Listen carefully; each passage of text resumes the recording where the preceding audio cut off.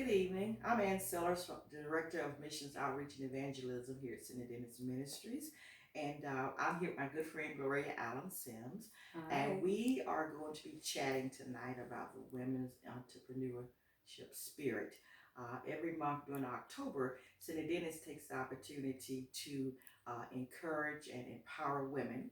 And so we've looked at such subjects as, and to educate women, and we looked at such subjects as breast cancer awareness. We've talked about human trafficking. We've talked about domestic violence.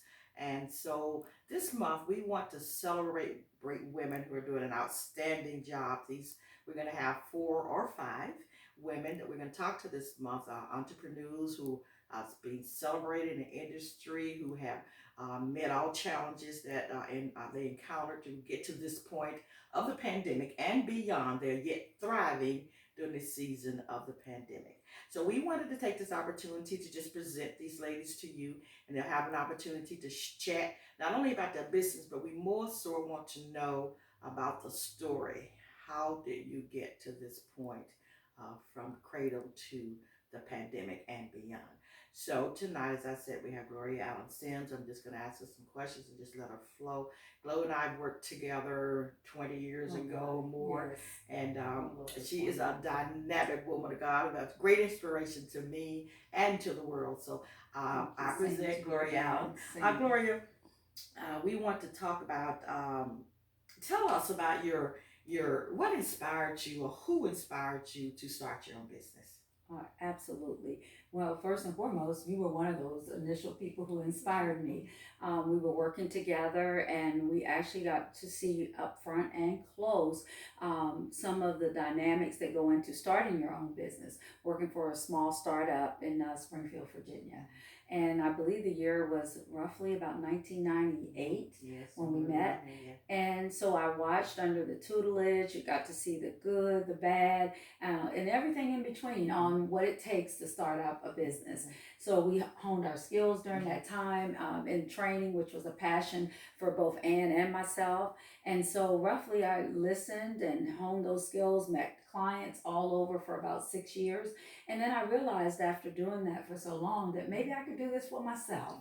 Absolutely. And so when the company was actually sold and around 2003, some 6, 7 years later, one of the things that we realized is that we were all going to go our separate ways anyway, but how could we then grow that business? And that's what started it. So let's say December of 2006. Okay. I started the business, but it wasn't easy. It took me roughly about 2 years to get going and get my first contract. Okay. So you said it wasn't easy. What kind of challenges did you have to face in the getting starting process? Oh my, there were several, but I think first and foremost, going out on your own Mm-hmm. for the first time, there's some risk, there's some marketing, there's a lot of things that you're not prepared for because you had that cushion or Mm-hmm. shelter up under large corporations or small businesses. Mm-hmm. Okay. Okay.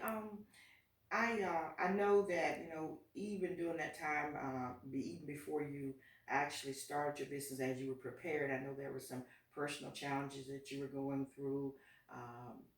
As far as your family issues, you were also in school and Yes. raising a daughter. Tell us a little bit about that kind of experience, the challenges involved in doing all that. Oh, absolutely. As you just mentioned, there's a whole lot of challenges. The only thing that I can suggest to anyone is to keep yourself grounded in your spiritual faith because that's the only thing that can really sustain you when all the other variables that hit in life we really may not have any control over. But that is one thing that kept me going is my faith, my prayer, and my prayer warriors and friends like you and Tammy and different people that you've introduced me to that also became inspiring. You Amen. need something other than your degrees, certifications, or just the internal thing that you have. Amen. As Glo was talking, she was so instrumental in me even starting my own business legitimately. We always want to do something, but we don't do it the proper way. And she walked me through not only me, but there are others that she has just walked through the process of and encouraged and showed us how to do what we needed to do in order to be able to legitimately run our business. So I have been encouraged by her as being a mentor and empowering herself. Um, what lessons, great lessons, have you learned? Has there been any one great thing that you've learned that you might want to share with the ladies or and gentlemen who are looking? Because I believe that in this time, I believe that God is really calling um, his daughters and his sons to entrepreneurship. That he wants us not to so much to depend on others, and we know that a lot of us have individual destinies and mid purposes, and we sometimes don't get to that point because we are working nine to Mm-hmm. fives, and we just can't take off to do what God wants us to do. So, are there lessons that you've learned throughout the process that would help others? That and sometimes we get anxious and zealous Mm-hmm. to go and do, but there are lessons that you've learned to just talk about a process of actually going through this steps to our own business or uh, ownership of our businesses and continuing in our business. Sure. Definitely lean on your network or your resources. I found that a lot of things that we are trying to do early on in a startup, we believe that we don't want to often go and bother someone or ask for help.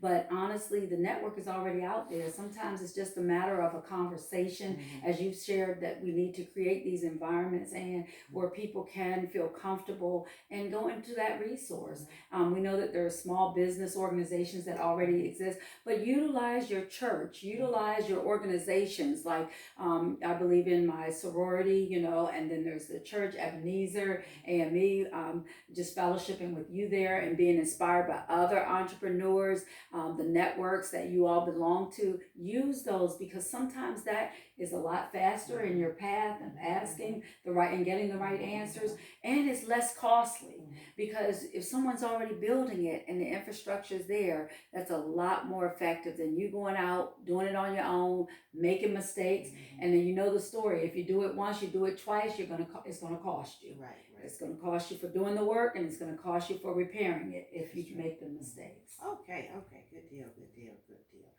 Okay, well, um, I appreciate you taking the time out to share with us, the ladies of St. Dennis Ministry, Absolutely, and my others who are pleasure. watching on Facebook and actually to the world. um, we just say that if you've got some questions or you need a little bit more information, we're going to post Gloria's business online. But as I said, we were not emphasizing the businesses per se. Our business is Global Solutions and Information Technology, and so.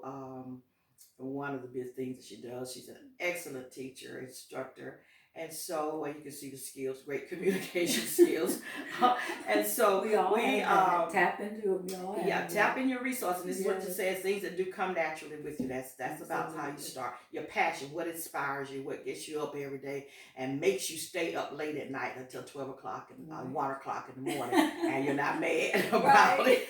So I those are the love kind of that. things you're looking when you're trying to determine your purpose and your passion.